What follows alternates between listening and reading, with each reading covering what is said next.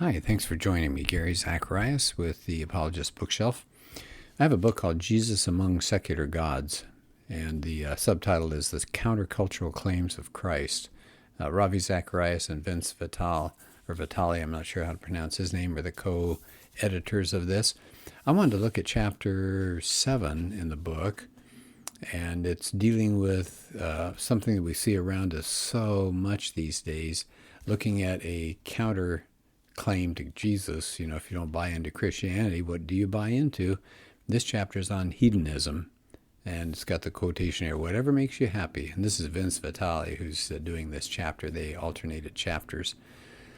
And he starts off with a supposition. I like these kinds of ways of starting. I think that's really powerful. He says, what if you had a machine and it would give you any experience you desired? You could imagine yourself running and winning a gold medal, or maybe falling in love, or making a great scientific discovery. And then the neurons in your brain would be stimulated, so it'd be just like doing the real thing, but actually you'd be floating in a tank of goo with electrodes hooked up. So the question that he asks here is, if you had the choice, should you pre-program your experiences and plug into this machine for the rest of your life? And he says, if all that mattered was pleasure in this life, if hedonism was true, then just plug into that experience machine. You'd be encouraging everybody else to do that as well. Hey, spend your life plugged in. But there's something down deep that says that isn't life. It says we know that there's more to this life than happiness or pleasure. We don't want to just feel loved. We want to actually be loved. We don't want to just dream of accomplishing things. We want to actually accomplish them. We want to not just feel like we made a difference in life. We really want to make a difference. I just think that's so powerful. What a great way to start. And Vince says that pleasures and happiness are good things. There's nothing wrong, but they're not the only good things. We should care, he says, not only about feeling good on the inside, but we need to also be concerned with truth and about the impact their lives have outside of ourselves. He quotes C.S. Lewis here. He said, if happiness were all that a person was after, a good bottle of port would do the trick. Yeah, I think that's good. The author goes on to say that people frequently say, well, I don't need God in my life. I'm happy as I am. And he says, well, that's great. Happiness is a gift from God. Acts 14:17 says, God fills your hearts with joy. But Christianity offers far more than happiness. He goes back to that idea of the machine again. He says, the person in that experience machine is happy as they are. Some animals may be very happy where they are. So should we just plug into an experience machine or wish that we were animals? But he said, in either case, and I ended up underlining this twice, in either case, what's the result of hedonism? The loss of humanity. Isn't that powerful? The loss of humanity. And he goes to the story of Jesus. He said, Jesus chose a hard life. And in John 10, Jesus says, no one takes my life from me. I lay it down of my own accord. So Jesus did not choose a life of infinite, uninterrupted pleasure. No.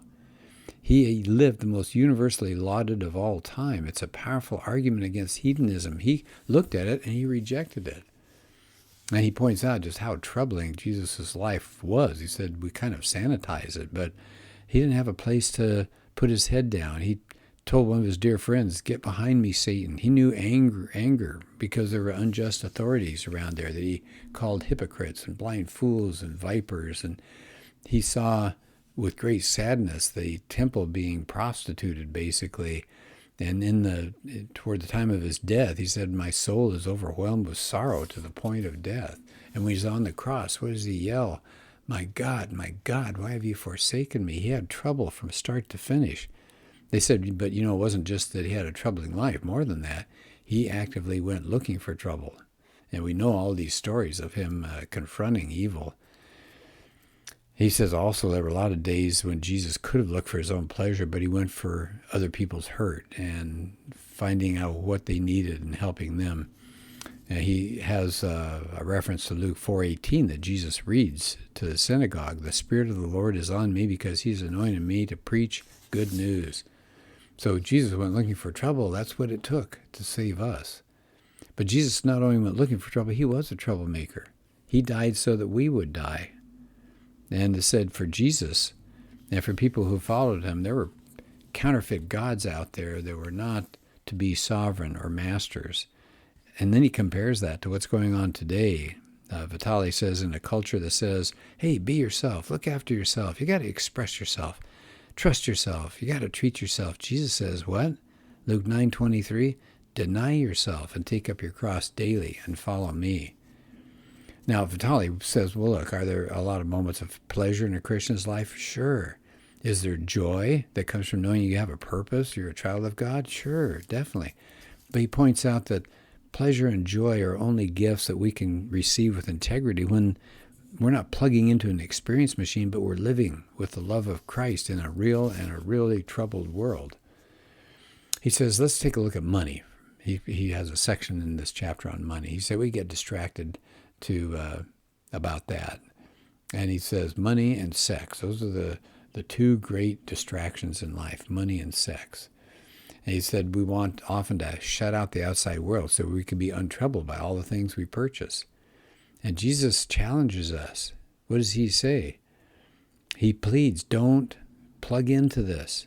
He says, and this is in 2 Corinthians 8, you know the grace of our Lord Jesus Christ, that though he was rich, yet for your sake he became poor, that you, through his poverty, might become rich. So Jesus becomes poor that we can become rich. He gives up his comfort. He gave up all of his luxury. Can you imagine being in heaven, part of the Trinity? He gives that all up to live in human poverty, because that's what it took to meet us in our trouble and pull us out of this trouble. He says, now I'm aware that there are a lot of complicated questions when it comes to using your money well, so I appreciate that, no doubt. What do you give to, and when do you give, and how much do you give, and do you give it all away, or do you save because you want to be good with your family's needs and all? He said he just knows that his heart needs to be aligned with the message of Jesus. And what's that message? People are worth dying for. All right, so there was the first area that he said that distract a lot of people from the life that Jesus wants us to have. He says the other one is sex. He says, boy, he tells his story here that before he became a Christian, he said it was such a countercultural approach to sex, no sex before marriage. He said, boy, that seemed weird. That struck him as how outdated Christianity was. He said that seemed sexually repressive, impossible to follow, and all that kind of stuff. But then he talks about his own wedding and marrying his wife. He says, well, why do Christians make such a big deal about sex? It's not because it's a rule. It's because sex is a kind of word. It's a physical word. Sexual intercourse is an appropriate name, he says. Sex says something. Causing somebody else to be fulfilled sexually is the strongest word in our language. It's the word that says, all of me for all of you, always.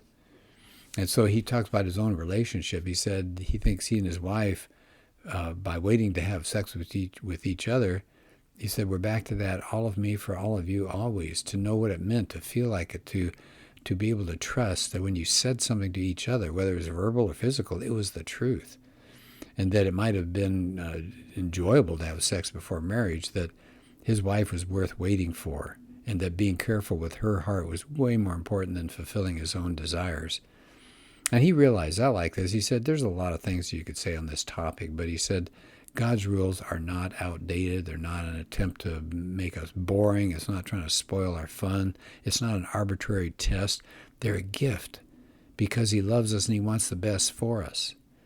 And he says, following Jesus has led to the most honest and life-giving relationships he's ever known. He says, today the Christian vision for sex and marriage is really countercultural. But he said, take a look. Is it such a crazy idea as the way sex is brought forth in the Bible? He says, when I look at the last 50 years or so in the West, he said, what we've experimented with as a society when it comes to sex, he says it's severed sex from any kind of meaning and purpose and context. And what have we ended up with? It's not leading to human flourishing. What have we got?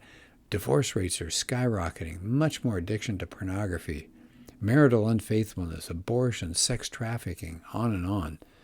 And a friend of his told him this, whenever you try to break God's law, you wind up proving God's law while breaking yourself in the process. Wow, isn't that true? He says it's that hedonistic view of sex where it's anyone, anytime. That's what's outdated. People have tried that. It doesn't work. He says it's not crazy to think that a God who cares about human flourishing would give clear guidelines about sex. So he says authentic Christianity is marked by saying there is a better way than hedonism when it comes to money and sex. So he says hedonism fails. Sexual fulfillment has never fulfilled anybody. Financial security has never made anybody secure in their identity. And he gives a kind of a long quotation, which is attributed to Oscar Wilde, and I think it's worth reading. So he said people that are really big on hedonism probably should pay attention to this. Here's what Oscar Wilde said. The gods had given me almost everything, but I let myself be lured into long spells of senseless and sensual ease.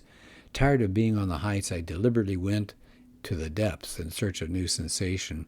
What the paradox was to me in the sphere of thought, perversity became to me the sphere of passion. I grew careless in the lives of others. I took pleasure where it pleased me and passed on. I forgot that every little action of the common day makes or unmakes character, and that therefore what one has done in the secret chamber, one has some day to cry aloud from the housetop. I ceased to be lord over myself. I was no longer the captain of my soul and did not know it. I allowed pleasure to dominate me. I ended up in horrible disgrace. There's only one thing for me now, absolute humility. Now, Oscar Wilde was a great writer and thinker and pushed this idea of hedonism big time, but it broke him toward the end of his life. It's a terrible story to read. Vitale, toward the end of the chapter, says he's never met someone who wishes they had been less generous with their money. I've never met someone who regrets reserving sex for their spouse. Isn't that powerful? We're back to that money and sex thing. I just love that. He says, I've never met somebody who wishes they'd been less generous with their money. I've never met someone who regrets reserving sex for their spouse. Wow, amen and amen to that. He says hedonism fails for people who just pursue pleasure as their God, if that's all they want. I'm going to see how we're doing on time here. Yeah, we can finish the chapter up here. So he says, whether you're trying to pursue pleasure or denying the pursuit of pleasure, whatever it is, hedonism fails. So what do we do if hedonism goes? How can we stand with those who have suffered from terrible disasters like Oscar Wilde by pursuing hedonism? What can we do? He says, first, with tears. He says, we've got to come alongside and cry with those that are suffering. And secondly, he says we need to call the brokenness of this world absolutely evil. It's evil. It's not just, oh, what a shame. He says, let's respond to the brokenness of the world by repenting of us letting these things go without speaking out on them. A third response of the failure of hedonism, he says, we have to believe that every human life is sacred and valuable and worth protecting. And then fourth, we need justice, he says.